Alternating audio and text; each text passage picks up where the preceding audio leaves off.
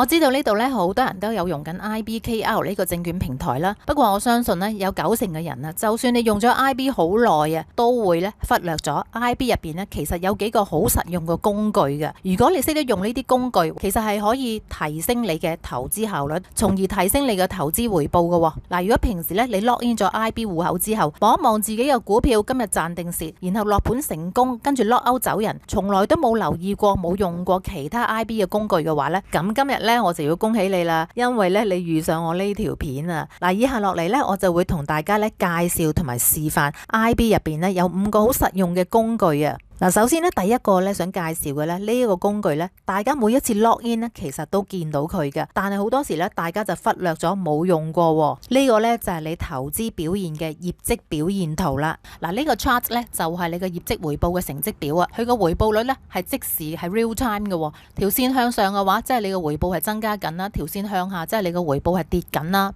不過呢個圖表咧最大嘅功能咧唔係淨係睇自己嘅投資成績，而係能夠將你自己投資組合嘅成績咧直接同市場上邊嘅一啲大型嘅指數做比較。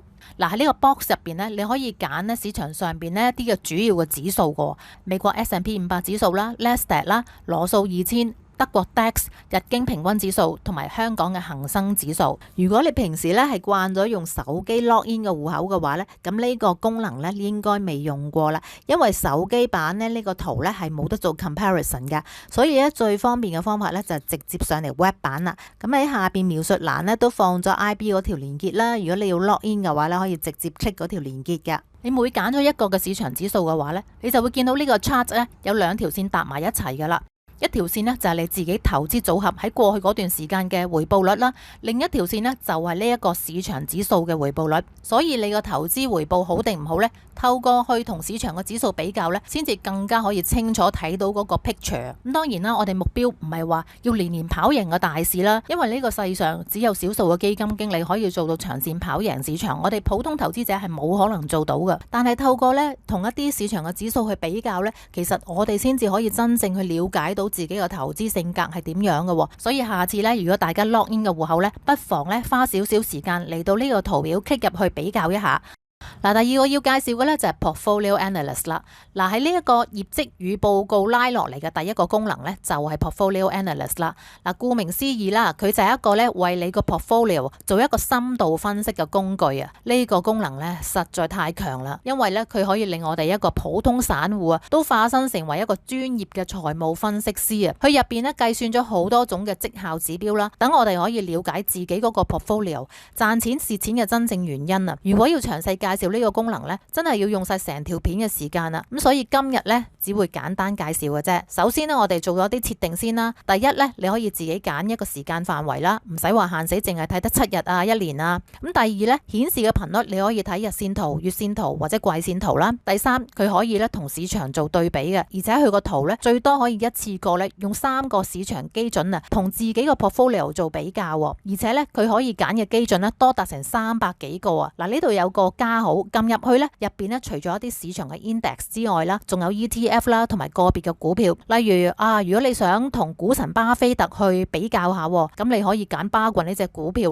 嗱，至於業績衡量嗰方面咧，佢有2個唔同嘅回報率俾你去睇嘅。嗱，2個回報率嘅計法係唔同嘅，而且反映嘅嘢咧都唔同嘅。嗱，一個咧就係時間加權回報率啦，佢係剔除咗喺投資期間你嘅資金進出嘅影響，純粹睇你嘅選股能力。另一個咧就係資金加權回報率啊，佢睇嘅咧就係你最終戶口究竟賺幾多蝕幾多。設定好晒之後咧，你就可以喺下邊嘅呢啲圖表上面咧放大入去咧，慢慢睇下入邊咧各種嘅指標啊。嗱，喺呢個報告入邊咧有好多咧財務分析嘅專有名詞啊，咁我相信咧真係唔係人人都睇得明嘅。不過今時今日有咗 AI 咧，我哋咧好多嘢咧都可以揾 AI 幫手啊。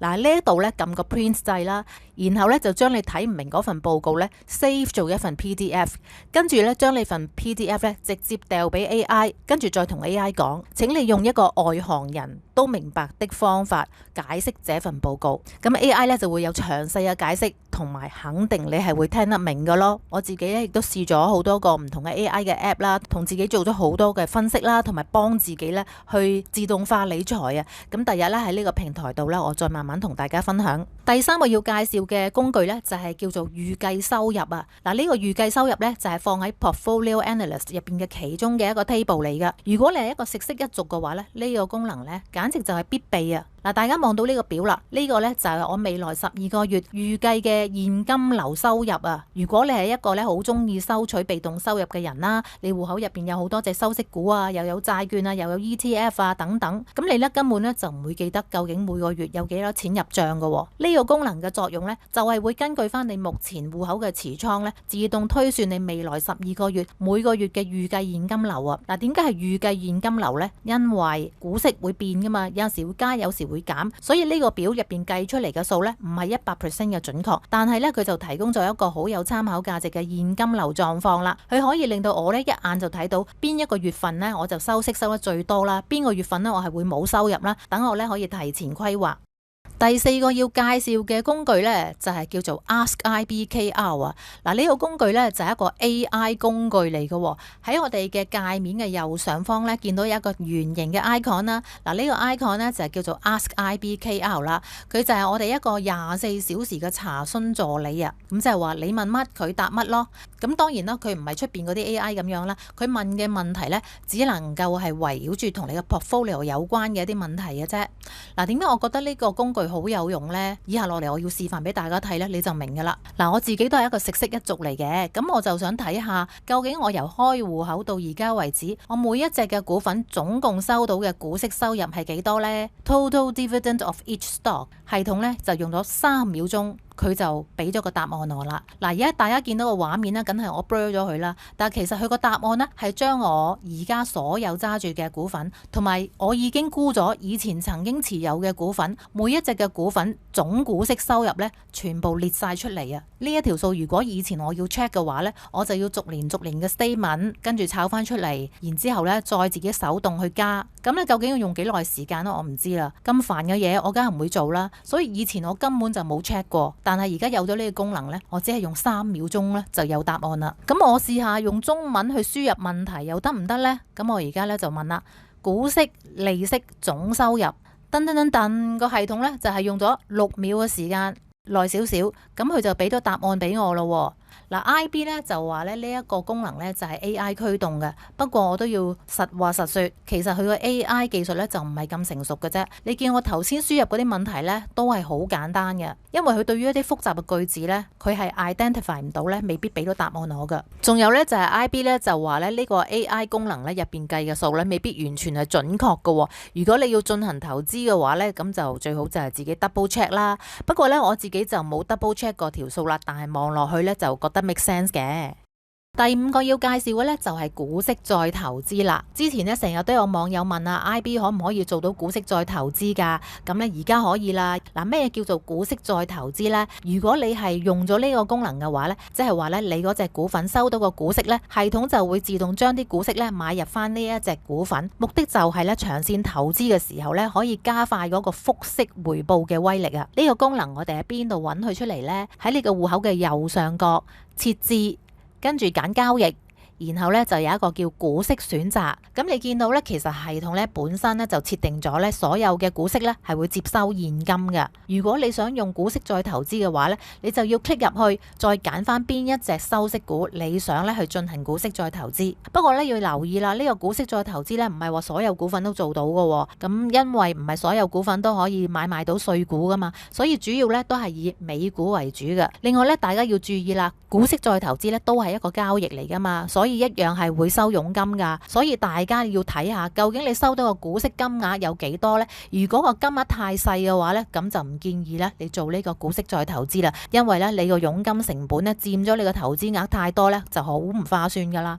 好啦，咁聽完我一口氣咧分享咗 IB 5個功能啊，唔知大家咧有冇用過呢？大家又覺得咧邊一個功能咧對於你嚟講最有用呢？其實投資理財咧唔需要花我哋好多時間嘅，透過咧適當嘅工具咧，你可以咧深入咁了解自己嘅投資風格啦，自己嘅投資回報啊、風險水平啊，而且咧定期咁檢討你嘅投資策略啊，係有助提升你日後嘅投資表現噶。咁我咧會繼續發掘其他啲平台同埋一啲好用嘅投資理財工具喺呢度同大家去分享啦。今日咧就分享到呢一度，下集再見，拜拜。